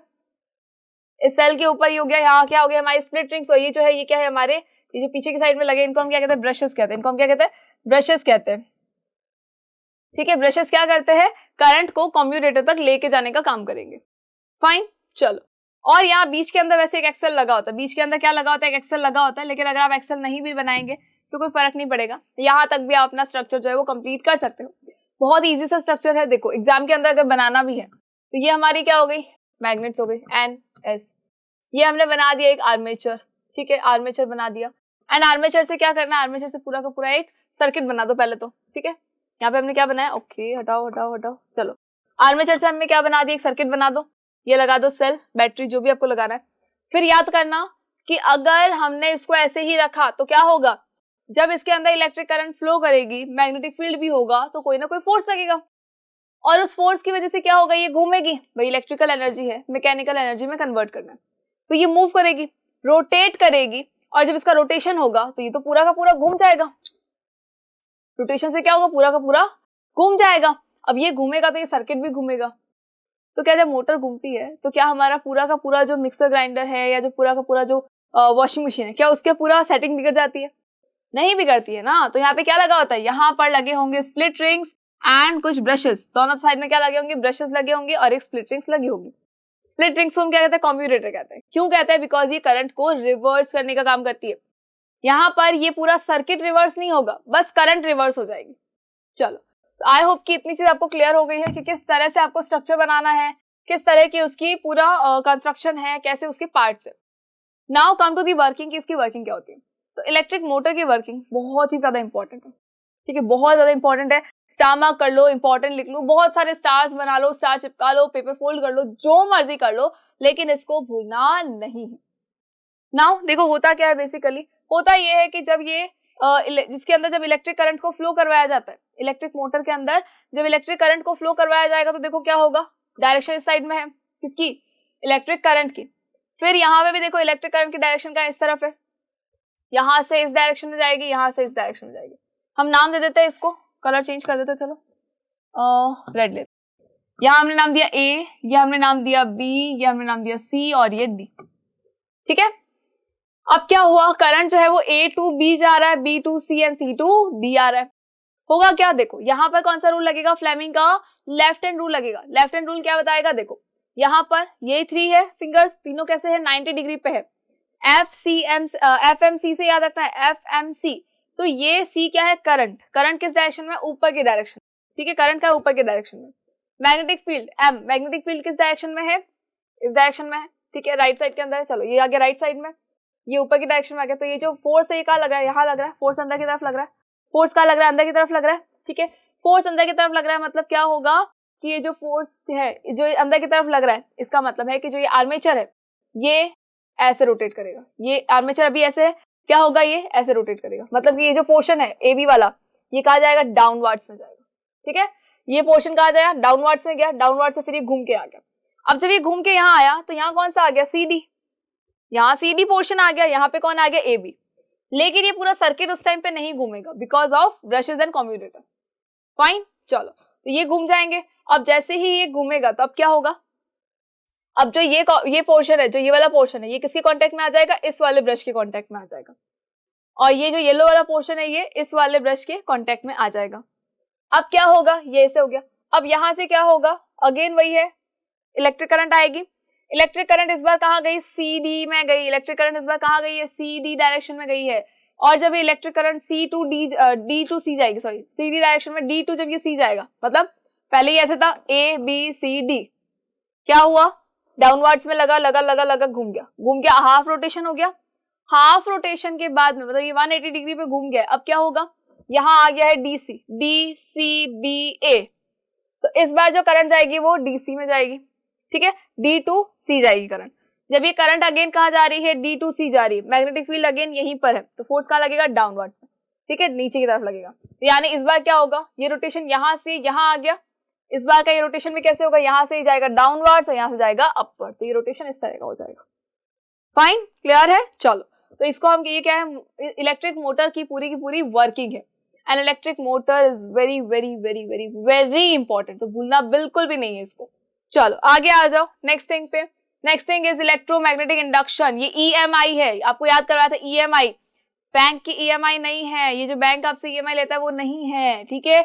हम हर चीज जो ईएमआई पे लेने की कोशिश करते हैं ये वो वाले ईएमआई नहीं है। ये कौन से ईएमआई है, ये इलेक्ट्रोमैग्नेटिक इंडक्शन है, जो किसने दी थी, माइकल फैराडे ने दी थी। किसने दी थी, माइकल फैराडे ने दी थी, आई थिंक 1931 में दी थी, यस 1931 में दी थी माइकल फैराडे ने ईएमआई, मतलब इलेक्ट्रोमैग्नेटिक इंडक्शन। एक्चुअली इसमें होता क्या है, तो इसके अंदर ये है कि इलेक्ट्रिक करंट जो है वो इंड्यूस हो रही है। यहाँ पर इलेक्ट्रिक करंट नहीं थी, लेकिन इलेक्ट्रिक करंट क्या हो रही है, इंड्यूस हो रही है। एक्चुअली एक सर्किट बनाया गया, इस सर्किट के अंदर क्या किया गया, इस सर्किट के अंदर यहाँ पर लगाया गया एमीटर, एमीटर लगाया गया इस सर्किट के अंदर। अब क्या हुआ, कोई सेल नहीं लगा है इसके अंदर, कोई बैटरी नहीं लगी इस सर्किट के अंदर। देखो कहीं आपको सेल नजर आ रहा है, बैटरी नजर आ रही है, नो नॉट एट ऑल। तो यानी यहाँ पे क्या होगा, कहीं भी कोई भी इलेक्ट्रिक करंट जो है वो फ्लो नहीं कर रही है, इलेक्ट्रिक करंट यहाँ पर फ्लो नहीं कर रहा है। और इलेक्ट्रिक करंट अगर फ्लो नहीं कर रहा है तो हम क्या चाह रहे हैं कि एमीटर क्यों लगाया हमने, हम ये चाह रहे हैं कि यार बिना बैटरी के बिना सेल के जो है इलेक्ट्रिक करंट फ्लो हो जाए। पॉसिबल है, तो माइकल फैराडे ने बोला बिल्कुल पॉसिबल है जी, मैंने बहुत सारे एक्सपेरिमेंट किए। तो उन्होंने बोला वैसे मैंने बहुत टाइम तक एक्सपेरिमेंट किया, इस तरह की कॉइल बना दी, यानी सोलेनॉइड बना दिया, और ये पूरा स्ट्रक्चर लेकर मैं काफी टाइम बैठा था, पास में मैंने मैग्नेट भी रखा था, लेकिन इसके अंदर कोई मजा नहीं आया। एमीटर को तो डिफ्लेक्ट ही नहीं कर रहा था, एमीटर की निडल डिफ्लेक्ट नहीं कर रही थी, इलेक्ट्रिक करंट इंड्यूस नहीं हो रही थी। फिर हमने क्या किया, उसको थोड़ा सा गुस्सा आया, उसको फेंक दिया, ठीक है। फेंकने से क्या हुआ, इसमें डिफ्लेक्शन हुआ, थोड़ा सा इसको जब रोटेट करवाया गया तो फिर चेक करा, वापस चेक करा कि यार एक काम करते हैं, इसको मैग्नेट को अंदर की तरफ ले जाके देखते हैं या बाहर की तरफ लाके देखते हैं, तो क्या होगा, जो एमीटर है इसके अंदर क्या होगा, डिफ्लेक्शन होगा। अब आया मजा, क्यों, क्योंकि हमने इलेक्ट्रिक करंट को इंड्यूस कर दिया without any cell, without any battery. यहाँ पर क्या हो रहा है, इलेक्ट्रिक करंट इंड्यूस हो रही है। कैसे हुई, देखो माइकल फैराडे का एक्सपेरिमेंट क्या था, इन्होंने कहा there is a circuit with a solenoid, ठीक है, यहाँ हमने क्या लगाया, एमीटर लगाया है और कुछ भी नहीं लगाया है, तो यहाँ पर कोई चांस नहीं है इलेक्ट्रिक करंट को फ्लो करवाने का। तो यहाँ हमने रखी मैग्नेट इसके पास में, बहुत टाइम रखी, लेकिन हुआ कुछ भी नहीं, कोई फर्क नहीं पड़ा, कोई इलेक्ट्रिक करंट इंड्यूस नहीं हुई, कोई बात नहीं। अब क्या किया गया, इसको मैग्नेट को थोड़ा सा इसके पास ले जाया गया, मैग्नेट को इसके पास ले जाया गया, पास ले जाने में पता चला कि अच्छा जो ये एमीटर है इसके अंदर क्या हो रहा है, डिफ्लेक्शन शो हो रहा है, यानी कि इस सर्किट के अंदर क्या हुआ, इलेक्ट्रिक करंट जो है वो फ्लो कर रही है, इलेक्ट्रिक करंट इसके अंदर क्या कर रही है, फ्लो कर रही है। अब वहां इसको ले जाकर अंदर की तरफ रख दिया गया, अंदर की तरफ रखा, फिर एमीटर जो है बंद हो गया, यानी कि इलेक्ट्रिक करंट अब फ्लो नहीं कर रही थी। लेकिन जब इसको फिर से बाहर ले जाया गया तो एमीटर के अंदर जो निडल है वो डिफ्लेक्ट कर रही थी, लेकिन इस बार अपोजिट डायरेक्शन में कर रही थी। दैट मीन्स कि इलेक्ट्रिक करंट की डायरेक्शन भी चेंज हो रही है। जब आप इसको अंदर की तरफ लाते हो तो जो डायरेक्शन है, और जो बाहर की तरफ ला रहे हो तब जो डायरेक्शन है, वो दोनों ही क्या है, चेंज है। जैसे मैग्नेटिक फील्ड की डायरेक्शन क्या हो रही है, बार बार चेंज हो रही है, ये अंदर जा रहा है फिर बाहर आ रहा है, फिर अंदर जा रहा है फिर बाहर आ रहा है, तो वैसे ही इलेक्ट्रिक करंट जो इसके अंदर इंड्यूस हो रही है उसकी डायरेक्शन भी क्या होगी, चेंज होगी। ये होता कब है, जब मैग्नेटिक फील्ड जो है उसके अंदर कोई चेंजेस हो रहे हैं तब होगा, अदरवाइज नहीं हो रहा था। जब ये स्टेबल था तब नहीं हो रहा था, लेकिन जब इसको अंदर की तरफ ले जाया गया या बाहर की तरफ ले जाया गया तब क्या हुआ, इसके अंदर इलेक्ट्रिक करंट जो है वो इंड्यूस हो चुकी है। तो इसको हम क्या कहते हैं, इंड्यूस्ड करंट कहते हैं, इंड्यूस्ड करंट कहते हैं। क्या कहते हैं इसको, इंड्यूस्ड करंट कहते हैं हम इसको। ये वो इलेक्ट्रिक करंट है जिसको कि इंड्यूस करवाया गया है, हमने बनाया है, ये अपने आप नहीं थी, ये सेल से भी नहीं आई थी, ये बनाया गया है, ठीक है। अब देखो फिर एक नया रूल आ गया, फ्लेमिंग्स राइट हैंड रूल। वाह वेरी गुड। अब आधे लोग सर पकड़ के बैठे कि यार शिट, इतने सारे रूल से कैसे याद रखेंगे। मतलब एक आ गया हमारा कौन सा, Maxwell's right hand rule, Maxwell's right hand rule, ठीक है। फिर एक आया क्लॉक रूल, क्लॉक रूल। अब ये आ गया Fleming's left hand rule, Fleming's left hand rule, and now Fleming's right hand rule. तो बेटा सिर पकड़ने की जरूरत तो बिल्कुल नहीं है। एज आई टोल्ड यू, इस चैप्टर के अंदर बहुत कॉम्प्लिकेशंस है, तो ये जो चैप्टर के कॉम्प्लिकेशंस है ये यही चार है, यही चार नमूने हैं जो ये क्या कर रहे हैं, हम लोगों को पढ़ने नहीं दे रहे, पढ़ रहे लेकिन हमारा दिमाग पूरा इनसे चकरा रहा है, ठीक है। ये मतलब स्टेबल नहीं होने दे रहे, तो कोई बात नहीं, हम आपको स्टेबल कर देते हैं। देखो मैक्सवेल्स राइट हैंड रूल हमने कब यूज किया था, स्टार्टिंग में। क्यों किया था, हमारे पास सिर्फ क्या थी, इलेक्ट्रिक करंट, और हमें क्या चेक करना था, हमें चेक करना था मैग्नेटिक फील्ड की डायरेक्शन। डन। थर्ड थिंग नहीं है वहां पर, थर्ड थिंग कुछ भी नहीं है। देन हमने देखा क्लॉक रूल। क्लॉक रूल तो बहुत इजी था। जब हमारे पास एक सोलेनॉइड है, पूरी बहुत सारी कॉइल है, बहुत सारी कॉइल है, वो एक बार मैग्नेट की तरह बिहेव कर रही है, ये भी हमको पता है। लेकिन अगर मैं इस कॉइल की बात करूं, इसके ऊपर यहाँ नॉर्थ होगा या यहाँ नॉर्थ होगा या यहाँ साउथ होगा, यहाँ साउथ होगा, ये बड़ा कंफ्यूजिंग था। तो इसके लिए हमने क्या किया, क्लॉक रूल लगाया कि इस डायरेक्शन में जो सर्कल है वहां पर आप चेक कर ले, इस डायरेक्शन में जो सर्कल है वहां भी चेक कर ले। अगर एंटी क्लॉकवाइज है या क्लॉकवाइज है, उसके अकॉर्डिंग आप नॉर्थ और साउथ लगा सकते हो, and it's very very very easy. यहाँ पर देखो क्या था, एंटी क्लॉकवाइज है तो नॉर्थ एंड क्लॉकवाइज है तो साउथ। नेक्स्ट थिंग हमने क्या देखी थी, Fleming's left hand rule. Fleming का लेफ्ट हैंड रूल, यानी लेफ्ट हैंड यूज करना है, राइट हैंड बिल्कुल नहीं करना है। लेफ्ट हैंड रूल में क्या था, FCM था। क्या था, FCM, father mother child, force magnetic field current. Current हमारे पास है, मैग्नेटिक फील्ड हमारे पास है, क्या फाइंड आउट करना है, फोर्स फाइंड आउट करना है कि कौन सी डायरेक्शन के अंदर लगने वाला है। तो हम क्या करेंगे, फोर्स फाइंड आउट करने के लिए हम क्या करेंगे, फ्लेमिंग का लेफ्ट हैंड रूल यूज करेंगे। फाइन, थ्री चीजें, थ्री थिंग्स है। क्लॉक रूल हो नहीं सकता, मैक्सवेल्स राइट हैंड रूल नहीं हो सकता, उसके बाद बचते दो। दोनों में से अगर मुझे चाहिए कि नहीं, मुझे तो फोर्स फाइंड आउट करना है, फोर्स की डायरेक्शन फाइंड आउट करनी है, तो क्या करना पड़ेगा, फ्लेमिंग का लेफ्ट हैंड रूल यूज करना है। लेकिन अगर बोला जाए कि नहीं, आपको क्या करना है, इंड्यूस्ड करंट की डायरेक्शन पता करनी है, करंट को इंड्यूस करना है, ठीक है, तो वहां पर कौन सा रूल होगा, फ्लेमिंग का राइट हैंड रूल। डन। चलो आई होप कि आप क्लियर हो गया। फ्लेमिंग का राइट हैंड रूल यूज करना है यहाँ पर, लेफ्ट हैंड नहीं, राइट हैंड। राइट हैंड कौन सा, ये राइट हैंड है। इस राइट हैंड रूल के अंदर क्या होगा, अगेन वही है, thumb index finger and middle finger. तीनों को कैसे रखना है, 90 डिग्री के एंगल पे रखना है। तीनों को कैसे रखना है, 90 डिग्री के एंगल पे रखना है। और ये जो 90 डिग्री का एंगल फॉर्म हो रहा है वहां पर अब क्या होगा, अगेन वही FCM ही है, FCM ही है यहाँ पर भी, लेकिन जो ये सॉरी FMC है, FCM नहीं FMC है, फोर्स है, मैग्नेटिक फील्ड और करंट है। लेकिन ये कौन सी करंट है, ये करंट है हमारी इंड्यूस्ड करंट। ये कौन सी करंट है, इंड्यूस्ड करंट है। यानी अगर मुझे पता है कि फोर्स इस डायरेक्शन में है, अगर मुझे पता है कि मैग्नेटिक फील्ड इस डायरेक्शन में, तो मैं क्या बता सकती हूँ, इंड्यूस्ड करंट की डायरेक्शन हम बता सकते हैं। देखो यहाँ पे वापस देखो एक बार क्या हो रहा है, यहाँ पर इसमें हम बता रहे हैं the direction of magnetic field. इसमें हम क्या बता रहे हैं, क्लॉक रूल में द पोल, कौन सा पोल है, नॉर्थ पोल है या फिर साउथ पोल है। फ्लेमिंग के लेफ्ट हैंड रूल में हम क्या बता रहे हैं, फोर्स, कौन सा फोर्स अप्लाई, कौन सी डायरेक्शन में फोर्स अप्लाई हो रहा है, डायरेक्शन ऑफ फोर्स। और राइट हैंड रूल में हम क्या बता रहे हैं, direction of induced current, direction of induced current, fine, induced current. चलिए, आई होप कि अब आपको ये याद रहेगी चीजें कि किसके अंदर कौन सा रूल लगाना है। सब कंफ्यूज नहीं होना, एग्जाम के अंदर ये नहीं करना यार ये रूल था, ये अपने फिंगर्स को भी कंट्रोल में रखना। सारी फिंगर्स कैसे रहेंगी, 90 डिग्री के एंगल पर रहेगी। चलो आगे आ जाओ। Next thing is electric generator, AC generator and DC generator, alternating current and direct current, fine. चलो देखो क्या हो रहा है यहाँ पर एक्चुअली ये इलेक्ट्रिक जनरेटर जो है, यहाँ पर ये क्या कर रहा है, ये इलेक्ट्रिसिटी को जनरेट कर रहा है। जनरेटर हम सबको पता है, मोस्टली घरों में आजकल होता भी है, अदरवाइज फंक्शंस में तो लगाया जाता है जनरेटर। क्यों लगाया जाता है कि अगर लाइट चली गई तो इलेक्ट्रिसिटी कहाँ से आएगी, तो इलेक्ट्रिसिटी को अगर जनरेट करना, मैकेनिकल एनर्जी है हमारे पास में, मैकेनिकल एनर्जी है हमारे पास में, और इस मैकेनिकल एनर्जी को हमको किस में कन्वर्ट करना है, हमको इसको कन्वर्ट करना है इलेक्ट्रिकल एनर्जी में, इलेक्ट्रिकल एनर्जी में कन्वर्ट करना है। मतलब कि इलेक्ट्रिसिटी को इंड्यूस करना है, इलेक्ट्रिक करंट को क्या करना है, इंड्यूस करना है, फाइन। EMI वाला प्रिंसिपल आएगा यहाँ पे। ये कौन से प्रिंसिपल पे काम करता है, तो इलेक्ट्रिक जनरेटर EMI के प्रिंसिपल पे काम करता है। ये बैंक की EMI हर महीने बढ़ता है, ठीक है। चलो, तो ये EMI के प्रिंसिपल पे काम करता है, इलेक्ट्रोमैग्नेटिक इंडक्शन पे काम करता है, बिकॉज ये मैकेनिकल एनर्जी को किस में कन्वर्ट कर देता है, हमेशा इलेक्ट्रिकल एनर्जी में कन्वर्ट कर देता है। तो ये क्या करेगा, इलेक्ट्रिकल एनर्जी में कन्वर्ट करेगा।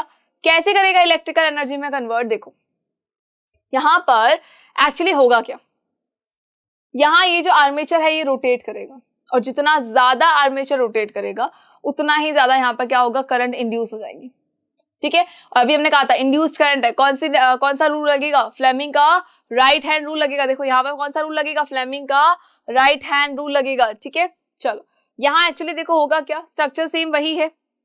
ये क्या हमारा N है, ये S पोल है, ये आर्मेचर है, यहाँ ये ब्रशेस लगा रखे हैं, और ये जो है रिंग्स है ना, ये वाले स्प्लिट रिंग्स नहीं है।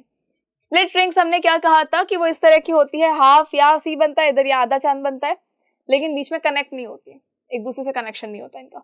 लेकिन यहाँ पर क्या है, कनेक्शन है, पूरी की पूरी क्या है, कंटिन्यूअस रिंग है, ठीक है। यहाँ पर भी क्या कंटिन्यूअस रिंग है, यहाँ पर भी क्या कंटिन्यूअस रिंग है। अब इस रिंग से क्या होगा, इस रिंग से होगा ये कि ये जो आर्मेचर है ये कंप्लीट नहीं रोटेट करेगा, हाफ के बाद में सॉरी आर्मेचर रोटेट करेगा, लेकिन साथ में ये जो पूरा स्ट्रक्चर है, पीछे का जो सर्किट है हमारा, ये रोटेट नहीं करेगा, ठीक है। यहाँ पर हम क्या लगाएंगे, यहाँ पर हम लगाएंगे गैल्वेनोमीटर। यहाँ पर हम क्या लगाएंगे, गैल्वेनोमीटर लगाएंगे। गैल्वेनोमीटर जो कि इलेक्ट्रिक करंट को बताता है, ठीक है, इलेक्ट्रिक करंट को डिटेक्ट करते हैं। तो यहाँ हमने क्या लगाया, गैल्वेनोमीटर लगाया। अब क्या होगा, देखो अगेन वही है, हमें क्या चाहिए इस बार, मैकेनिकल एनर्जी से इलेक्ट्रिकल एनर्जी। तो ये जो आर्मेचर है इसको हम रोटेट करवाएंगे, इसको रोटेट करवाने से क्या बनेगा, इलेक्ट्रिकल एनर्जी बनेगी, ठीक है, इलेक्ट्रिसिटी बनेगी, इलेक्ट्रिक करंट इंड्यूस हो जाएगी। तो यहाँ देखो क्या हो रहा है, इस डायरेक्शन के अंदर सॉरी फ्लो, अभी हमारा करंट फ्लो नहीं, करंट तो हम इंड्यूस करवा रहे हैं। यहाँ देखो मैग्नेटिक फील्ड की डायरेक्शन कौन सी है, ये नॉर्थ टू साउथ, और ये जो आर्मेचर रोटेट करेगा इस डायरेक्शन में रोटेट करेगा, मतलब कि अपवर्ड में जाएगा। कौन सी डायरेक्शन में जाएगा, अपवर्ड में जाएगा, ठीक है। चलो तो अब क्या होगा, अगेन हम फ्लेमिंग का राइट हैंड रूल लगाएंगे ताकि पता चले कि करंट जो है कौन सी डायरेक्शन में इंड्यूस हो रही है। देखो राइट हैंड रूल में क्या होगा, मैग्नेटिक फील्ड इस तरफ है, मैग्नेटिक फील्ड कौन सी डायरेक्शन में है, इस डायरेक्शन में। फोर्स कहाँ लग रहा है, ऊपर की तरफ लग रहा है, फोर्स ऊपर की तरफ लग रहा है, ठीक है। तो ये क्या होगा, ये जो करंट है, करंट की डायरेक्शन क्या होगी, ये डायरेक्शन होगी। करंट की डायरेक्शन ये है, देखो ये मैग्नेटिक फील्ड की डायरेक्शन, ये हमारे क्या हुआ फोर्स की डायरेक्शन, तो ये कौन सी होगी, मिडिल फिंगर वाली कौन सी होगी, करंट की डायरेक्शन। याद करो FMC, तो ये क्या है, करंट की डायरेक्शन, कौन सी, इंड्यूस्ड करंट की डायरेक्शन। तो इंड्यूस्ड करंट इस तरफ होगी, ठीक है। अब क्या होगा, ये जो आर्मेचर है ये यहां से कहा गया, ये इस तरह रोटेट कर गया, फाइन। आर्मेचर जो था पहले यू था, अब यहां से क्या हुआ, ये ABCD, ये क्या हुआ, ऊपर की तरफ आया और ये नीचे की तरफ, ये ऊपर की तरफ और ये नीचे की तरफ, तो ये रोटेट हो गया। हाफ रोटेशन के बाद क्या होगा, ये घूम जाएंगे, ठीक है।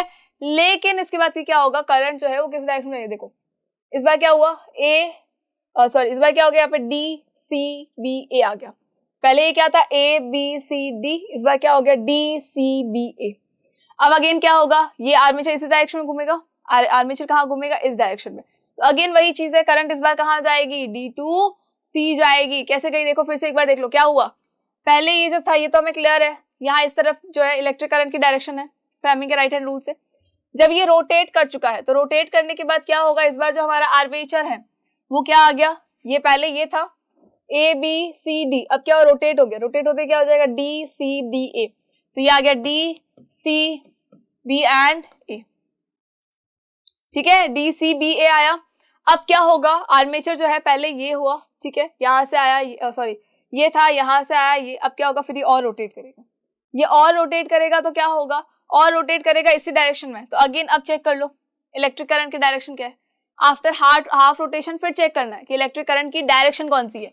तो जब करंट की डायरेक्शन चेक करोगे तो देखो अगेन वही है, मैग्नेटिक फील्ड की डायरेक्शन तो ये है, ये क्या है, हमारे फोर्स की डायरेक्शन है, क्योंकि DA भले CD आ गया फिर भी ऐसे ही घूमेगा, तो ये ऊपर की तरफ क्या है, इसकी डायरेक्शन है C। इंड्यूस्ड करंट की डायरेक्शन कौन सी होगी, D2C। अभी क्या था पहले A to B, अब क्या है D2C, फाइन। तो जब ये D2C है इलेक्ट्रिक करंट की डायरेक्शन, तो क्या चेंज हुआ, बिल्कुल हुआ।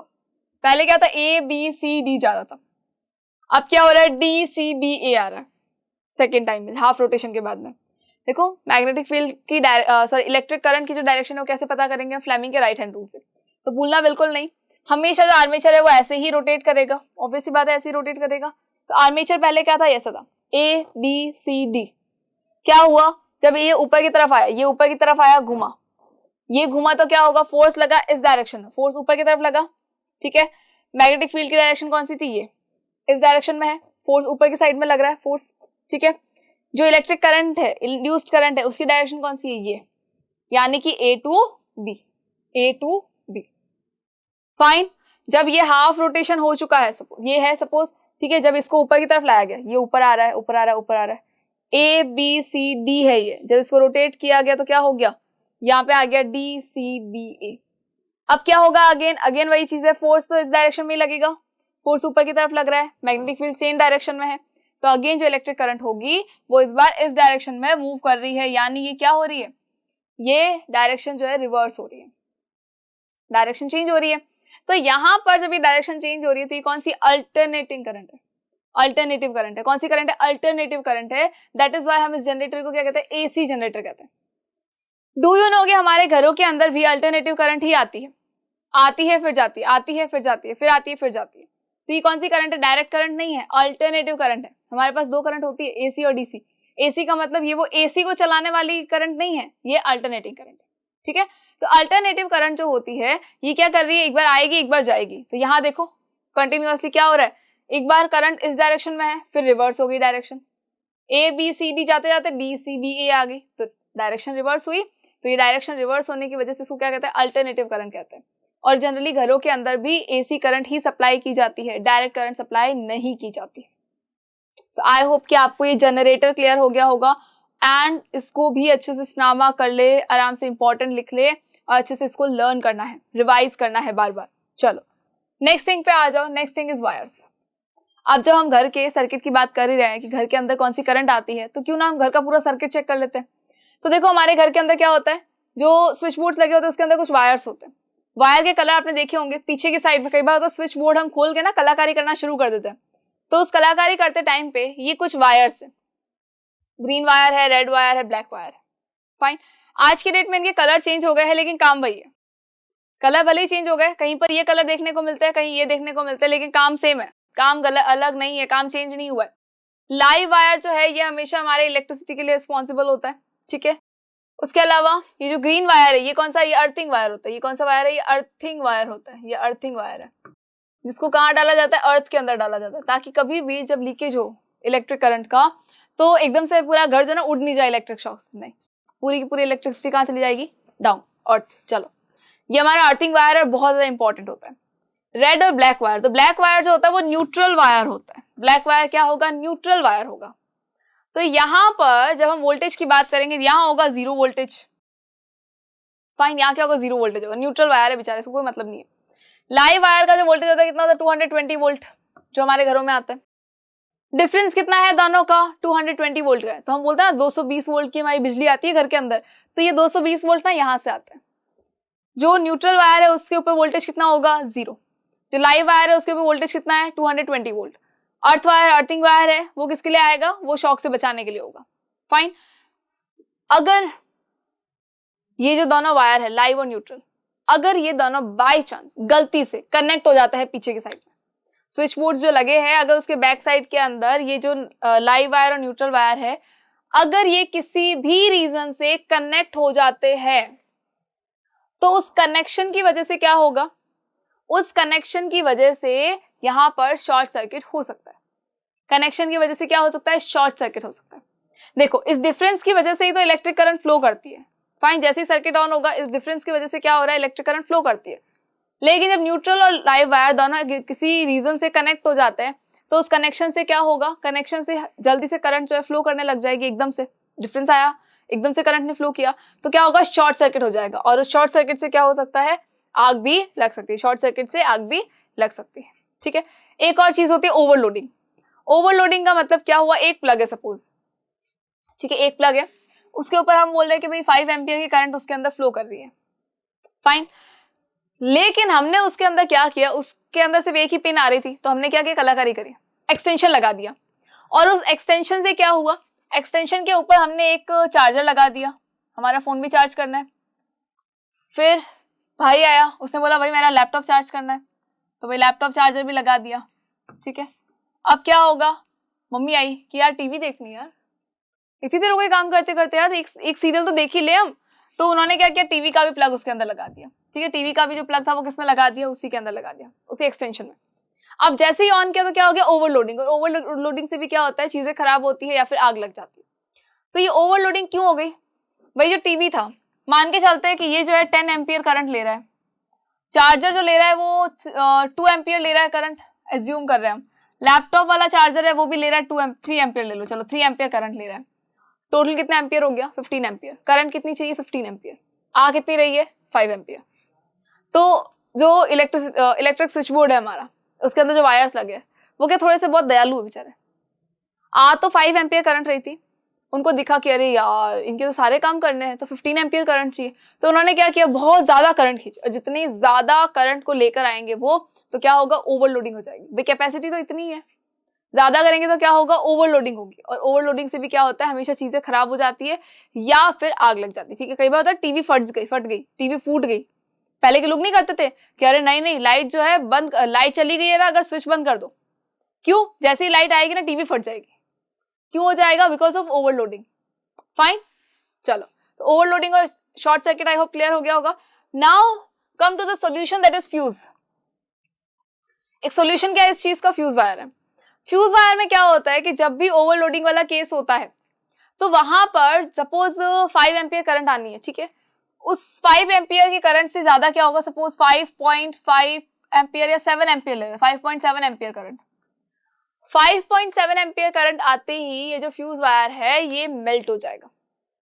इसका मेल्टिंग पॉइंट थोड़ा कम रखा जाता है। जैसे ही 5.7 एम्पियर करंट आएगी या 5.5 एम्पियर करंट आएगी, वैसे ही क्या होगा, उसकी हीटिंग से ये फ्यूज वायर जो है मेल्ट हो जाएगा। तो क्या हुआ, सर्किट ब्रेक हो गया। और जैसे ही सर्किट ब्रेक हुआ, वैसे ही क्या होगा, इलेक्ट्रिक करंट आगे फ्लो नहीं करेगी, तो ओवरलोडिंग भी नहीं होगी। कई बार होता है हम लोग कहते हैं अरे यार फ्यूज उड़ गया, फ्यूज उड़ गया मतलब ओवरलोडिंग हो जाती, कई चीजें दूसरी फट जाती, इससे बेटर क्या हो, हमारा फ्यूज उड़ गया।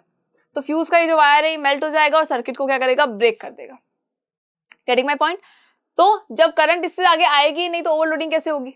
करंट तो 5.7 एम्पियर आते ही क्या हो गया, फ्यूज वायर मेल्ट हो गया, तो उससे आगे आया ही नहीं तो ओवरलोडिंग भी हुई नहीं। तो ओवरलोडिंग से प्रिवेंट करने के लिए क्या लगाया जाता है, फ्यूज लगाया जाता है।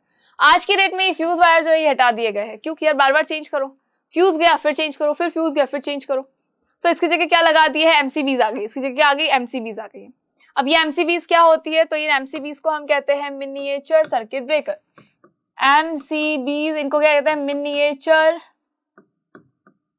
मिनिएचर सर्किट ब्रेकर कहते हैं, मिनिएचर सर्किट ब्रेकर कहते हैं, बिकॉज इसके अंदर देखो क्या होता है, फ्यूज वायर नहीं है इसके अंदर, तो कोई वायर वगैरह कुछ नहीं हटेगा। जैसे ही ओवरलोडिंग होने वाली होगी तो क्या होगा, ये जो स्विचेस लगे ये एकदम से ऑफ हो जाएंगे, ठीक है, एकदम से ऑफ हो गए, तो हुआ क्या, कहीं कुछ ब्रेक नहीं हुआ, कहीं कोई फ्यूज वायर ब्रेक नहीं हुआ, सिर्फ ये स्विच नीचे हो गया क्योंकि ओवरलोडिंग हो रही थी। तो अब क्या होगा, जैसे स्विच को हम वापस ऊपर करेंगे, ऑन करेंगे, तो हमारे सारे जो अप्लायंसेस है वो कंटिन्यूअसली चलने लग जाएंगे और प्रॉपर वे में चलेंगे। सो आई होप कि आपको यहाँ तक तो क्लियर हो गया है। Now come to the next point, I think that is the last point of our chapter, that is domestic electric circuit. भाई इतना सारा हम पढ़ चुके हैं तो हमें पता होना चाहिए कि हमारे घर का इलेक्ट्रिक सर्किट जो है वो किस तरह से काम करता है। तो देखो यहाँ जो हमारा डोमेस्टिक इलेक्ट्रिक सर्किट है उसके अंदर देखो, ये अर्थ वायर तो हमको पता है कि सारी चीजों से क्या है, अर्थिंग वायर जुड़ा हुआ होता है, अर्थ वायर जुड़ा हुआ है ताकि शॉर्ट सर्किट से, इलेक्ट्रिक शॉक से, एक्स्ट्रा जो कई बार होता है ना कि लीकेज हो जाता है इलेक्ट्रिसिटी का भी, करंट का भी, तो उन सबसे बचाया जा सके। यहाँ से आता है हमारा लाइव वायर, न्यूट्रल वायर, ये लगा है हमारा क्या, इलेक्ट्रिक स्विच बोर्ड का फ्यूज लगा है, इलेक्ट्रिक स्विच बोर्ड का फ्यूज लगा है। उसके आगे कौन लगेगा, मीटर। भाई इलेक्ट्रिक मीटर बहुत जरूरी है, क्यों नहीं है, क्यों जरूरी है, बिलिंग के लिए ना, गवर्नमेंट को बिल भी तो देना पड़ता है हमें इलेक्ट्रिसिटी का, तो उसके लिए हमने क्या लगाया, इलेक्ट्रिक मीटर लग जाता है। इलेक्ट्रिक मीटर के बाद लगता है एक डिस्ट्रीब्यूशन बॉक्स, जिसके अंदर क्या, तो मेन स्विच होता है और हर एक सर्किट का अपना अपना एक फ्यूज होता है, हर एक सर्किट का यहाँ पे क्या होगा, अपना अपना एक फ्यूज होगा। अब ये फ्यूज मतलब यहाँ पे क्या होगा, एमसीबीज होंगी, ठीक है, यहाँ पे क्या एमसीबी है, इस एमसीबी के आगे जब वायर्स जाएंगे तो वहां पे क्या होगा, डिस्ट्रीब्यूट हो जाएंगे वायर। क्यों वे डिस्ट्रीब्यूट, इसलिए कि यहाँ पर जब भी कोई अप्लायंसेस को जोड़ा जाएगा वो हमेशा पैरेलली जोड़ा जाएगा। जब सारे अप्लायंसेस हमारे घर के जुड़ते हैं तो वो कैसे जुड़ते हैं, पैरेलली कनेक्ट किए जाते हैं, कभी भी वो सीरीज में कनेक्ट नहीं होंगे। सीरीज में क्यों नहीं कनेक्ट होंगे, देखो ये सर्किट तो आई होप कि क्लियर हो गया होगा आपको किस तरह से है। सी सीरीज में अगर कनेक्ट कर दिया तो होगा क्या, देखो यहाँ पर लगा एक स्विच बोर्ड, ये क्या है, हमारा स्विच बोर्ड है, यहां से आगे आए हमने यहाँ पे लगा दिया हमारा टीवी, यहाँ आगे कनेक्ट कर दिया है रेफ्रिजरेटर, यहाँ आगे कनेक्ट कर दिया हमारा कूलर, यहाँ हमने आगे कनेक्ट कर दिया हमारा एसी, और यहाँ आगे कनेक्शन में और डाल दिया हमारा चार्जर वार्जर पॉइंट है, ठीक है, चार्जर पॉइंट है, चलो चार्जर यहाँ लगा हुआ है। अब क्या होगा, अब होगा ये कि जैसे ही स्विच बोर्ड ऑन करेंगे, स्विच बोर्ड में स्विच जो ऑन किया, स्विच ऑन करते ही क्या होगा, टीवी ऑन हो गया, रेफ्रिजरेटर ऑन हो गया, ये एसी ऑन हो गया, कूलर ऑन हो गया, चार्जिंग पॉइंट जो ऑन हो गया, फाइन। द फर्स्ट थिंग कि हमें इन सबको ऑन करना ही नहीं है, मेरी मर्जी, मुझे तो सिर्फ एक चीज चाहिए, तो मुझे सबको ऑन नहीं करना है, तो फिर क्या है, गड़बड़ है। सेकेंड थिंग कि यहाँ पे क्या होगा, यहाँ पर जो इलेक्ट्रिसिटी आएगी वो डिस्ट्रीब्यूट हो जाएगी, यहाँ पर इलेक्ट्रिसिटी क्या होगी, डिस्ट्रीब्यूट होगी, और जब इलेक्ट्रिसिटी डिस्ट्रीब्यूट होगी तो लास्ट के अंदर तो मिलेगी ही नहीं, तो हमें लगेगा वो चीजें खराब है हमारी, लेकिन ऐसा नहीं होता है। और एक चीज की अगर सपोज एक चीज खराब हो गई, सपोज ये चीज बिगड़ गई आपकी, तो आगे के कोई भी अप्लायंस काम नहीं करेंगे, तो हम क्या कहाँ चेक करेंगे, कौन सा अप्लायंस खराब है हमारा और कौन सा अप्लायंस सही है, हमें कैसे पता चलेगा। इसलिए क्या किया जाता है, सारी चीजों को पैरेलली कनेक्ट किया जाता है। पैरेलल कनेक्शन से क्या होगा, अगर कोई एक चीज खराब हुई है तो उसका दूसरे के ऊपर इंपैक्ट बिल्कुल भी नहीं पड़ेगा, फाइन। चलो, सो आई होप कि आपको ये क्लियर हो गया होगा। नाउ यहाँ हमारा चैप्टर कंप्लीट होता है और आपको अब बहुत अच्छे से पता है कि हमें क्या क्या चीजें अच्छे से पढ़नी। देखो आपको रूल्स क्लियर हो गए होंगे, electric motor, electric generator, these are very important points जो आपको याद होने चाहिए और इनको स्टार मार्क करके अच्छे से रिवाइज कर ले। Thank you so much.